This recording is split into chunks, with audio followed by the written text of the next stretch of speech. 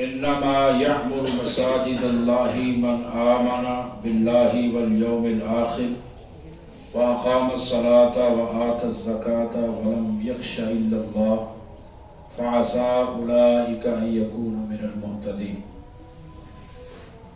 وقال النبي صلى الله عليه وسلم بشر المشائين في الظلم إلى المساجد بالنور التام يوم القيامة. اللہ رب العالمین نے قرآن مجید میں 28 مرتبہ مسجد کا ذکر کیا ہے. 22 مرتبہ لفظ مسجد مفرد آیا ہے اور 6 مرتبہ مسجد کی جمع مساجد اللہ رب العالمین نے ذکر کیا ہے، جس کا واضح مطلب یہ ہے کہ اللہ رب العالمین کے ہاں مسجد کی بڑی اہمیت ہے. مسجد کا اسلام میں بڑا مقام ہے.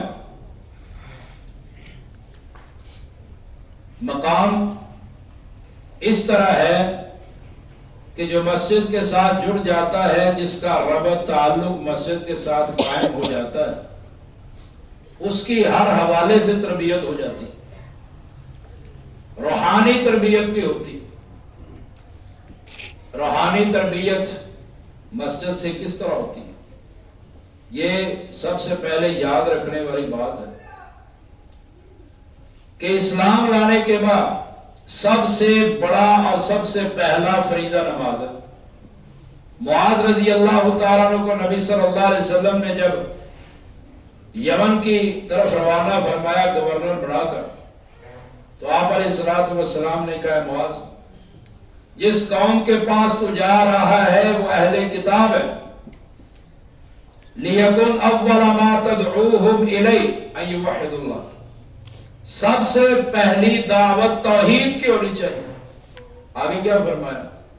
فَإِنْهُمْ أَطَاعُوا لِذَلِكَ فَأَعْلِمْهُمْ ان اللہ قد افترض علیہم 5 صلوات فی اليوم واللیلہ. اگر وہ توحید کو مان لے تو ان کو بتانا ہے کہ اللہ نے ایک دن میں 5 نمازیں فرض کی. ایک دن اور رات میں 5 نمازیں اللہ نے فرض کی. تو سب سے پہلا فریضہ نماز. نماز مسجد میں ادا کرنی چاہیے. نبی صلی اللہ علیہ وسلم کے پاس ایک نبینہ شخص آتا ہے، آ کر کہتا ہے اللہ کے رسول صلی اللہ علیہ وسلم ان المدینۃ کثیرۃ الحوام والسباع. مدینہ بہت زیادہ موذی جانوروں والا ہے، بہت زیادہ درندوں والا ہے. انی شاسی الدار، میرا گھر دور ہے. انی ذریع البصر، میں نبینہ ہوں. لیس لقائد یلائمنی، کوئی قائد نہیں ہے جو مجھے لے کر آئے، مجھے چلا کر مسجد میں لانے والا کوئی نہیں. 4 باتیں اس نے کہی. ایک، رستے خراب ہیں. دوسرا، میں نبینہ ہوں. تیسرا، گھر دور ہے. چوتھا، لانے والا کوئی نہیں. کہا اللہ کے رسول گھر میں نماز پڑھ سکتا ہوں؟ آپ علیہ السلام نے فرمایا نعم پڑھ سکتے ہو. وہ جواب لے کر جانے لگے. آپ نے پھر بلایا، کہا حل تسمع النداء، اور گھر میں ہوتا ہے اذان سنائی دیتی ہے. حل تسمع حی علی الصلاۃ، حل تسمع حی علی الفلاح، کیا تجھے گھر میں اذان سنائی دیتی ہے حی علی الصلاۃ حی علی الفلاح؟ کہا ہاں. آپ نے فرمایا لا رخصۃ لک، تیرے لیے گھر میں نماز پڑھنے کی کوئی رخصت نہیں.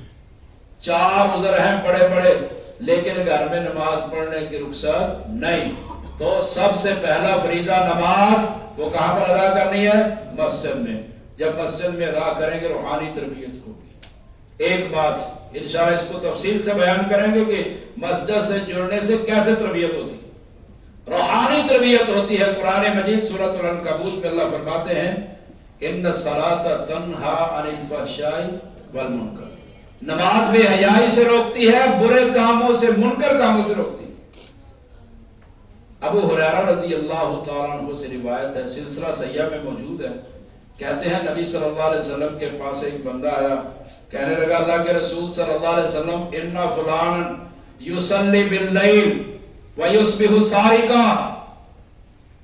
کہا اللہ کے رسول فلاں بندہ ہے رات کو نماز پڑھتا ہے لیکن صبح کو چوری بھی کرتا ہے، نماز بھی پڑھتا ہے چوری بھی کرتا ہے، اللہ نے قرآن میں فرمایا نماز بے حیائی اور برے کاموں سے روکتی ہے، اور وہ نمازیں بھی پڑھتا ہے چور بھی ہے۔ آپ علیہ السلام نے فرمایا سینہاہ ما یقول، سینہاہ ما یقول، کہا کہ اس کی نماز ایک دن اس کو برائی سے روک ہی دے گی۔ تو جو بندہ نمازیں پڑھتا رہتا ہے پڑھتا رہتا ہے پڑھتا رہتا ہے، خشوع و خضوع کے ساتھ پڑھتا رہتا ہے، تو اس کی نمازیں اس کو فحاشی، عریانی، بے حیائی اور گندے کاموں سے روکتی، تو اس سے انسان کی روحانی تربیت ہوتی ہے۔ اللہ ہمیں مسجد کے ساتھ جڑے رہنے کی توفیق عطا فرمائے۔ سبحان ربک رب العزت عما یصفون وسلام علی المرسلین والحمد للہ رب العالمین۔